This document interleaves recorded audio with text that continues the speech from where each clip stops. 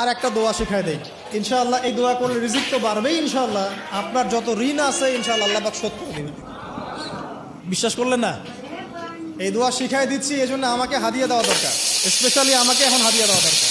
গুরুত্বপূর্ণ দোয়া শিখাই দিচ্ছি। আলী রাদিয়াল্লাহু আনহু বলেছেন, কোনো ব্যক্তির যদি পাহাড়ের সমানও ঋণ থাকে, এই দোয়া যদি আমল করে আল্লাহ পাক ওই ঋণও শোধ করে দিবেন ইনশাআল্লাহ।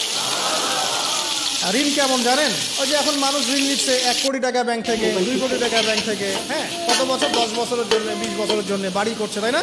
তার ধারণা এমন যে সে মারা গেলে তার ঋণটা কেউ না কেউ শোধ করে দিবেই দিবে, তাই তো?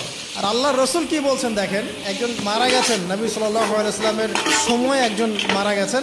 তো নবী করিম সাল্লাল্লাহু আলাইহি ওয়াসাল্লাম বলছেন, এই ব্যক্তির কি কোনো ঋণ আছে?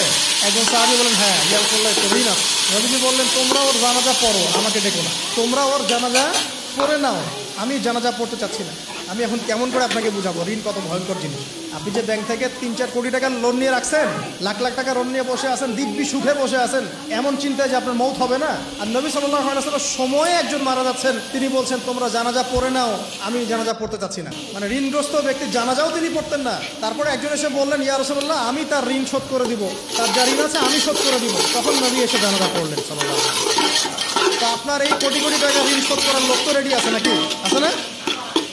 সমস্যা নেই, আপনার জানাজা পড়া হবে, আপনার মিলাদও হবে, আপনার একটা বড়সড় দোয়াও হবে ইনশাআল্লাহ। কিন্তু আল্লাহ পাক বলেছেন, শহীদ, আল্লাহর পথে যুদ্ধ করে শহীদ হয়েছে, এই ব্যক্তির আত্মাও ঝুলে থাকে যতক্ষণ পর্যন্ত না তার ঋণটা শোধ করা হয়।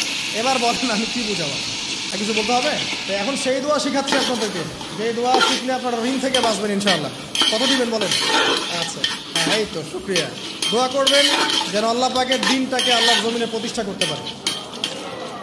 আমার সাথে বলেন, দোয়াটা হচ্ছে, আল্লাহুম্মা ইকফিনি বিহালালিকা আন হারামিকা ওয়া আগনিনি বিফদলিকা আম্মান সিওয়াকা।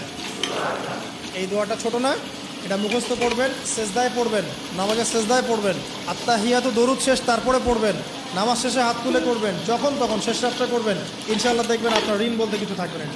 যদি থাকেও, বড় কোনো ঋণ থাকেও, আল্লাহ পাক অন্য কোনো মাধ্যমে এটা শোধ করার ব্যবস্থা করে দিবেন ইনশাআল্লাহ। ইনশাআল্লাহ লালমনিরহাটের 100 একর জায়গায় যত ধান হয়, এতগুলো ধান যদি আপনার আমল নামায় লেখা থাকে, মানে আপনার আমল নামা তাকদিরে আপনার তাকদিরে যদি লেখা থাকে যে আপনি 100 একর জমির ধান খাবেন তারপর মরবেন, আছে না লেখা?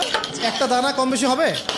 আপনি যদি আল্লাহর প্রতি তাওয়াক্কুলই করেন, তাহলে আপনি আল্লাহর পথে থাকবেন, বিশ্বাস করবেন যে আল্লাহ পাক যেটা লিখে রাখছে আমার তাকদিরে রিজিক, এর একটা দানা রেখেও আমি পৃথিবী থেকে যাব না, সিম্পল। তখন আপনার অন্য পথে যাওয়ার কোনো কারণ নাই। আর যখন আপনি বিশ্বাস করবেন না, না এটা আমার হাতে, আমি যত পরিশ্রম করবো তত রিজিক বাড়বে, আমি যত ঘুষ নিব তত বাড়বে, যত সুদ খাবো তত বাড়বে, যত দুর্নীতি করবো তত বাড়বে, তখন তো রিজিকের এই পুরো দায়িত্বটা আল্লাহ পাক আপনার হাতে ছেড়ে দেবে। আল্লাহ পাক আপনাকে কোনো বারাকা দিবেন না। ইয়ামহাকুল্লাহু রিবা ওয়া ইউরবিস সাদাকা। সদকা করলে সম্পদ বৃদ্ধি পায়, আর রিবার মধ্য দিয়ে সম্পদ ধ্বংস হয়ে যায়, একদম মাটিতে মিশে। কিভাবে ধ্বংস হয় সেটা এখন আলোচনা করার সুযোগ নাই, সময় নাই। আমি ইনশাআল্লাহ আরেকদিন শুধু রিবা নিয়ে আলাদা আলোচনা করব। এটা সমাজের নিচু লেভেল থেকে উঁচু পর্যন্ত দরিদ্র মানুষদেরকে আরো দরিদ্র করবে, আর ধনীদেরকে আরো ধনী করবে।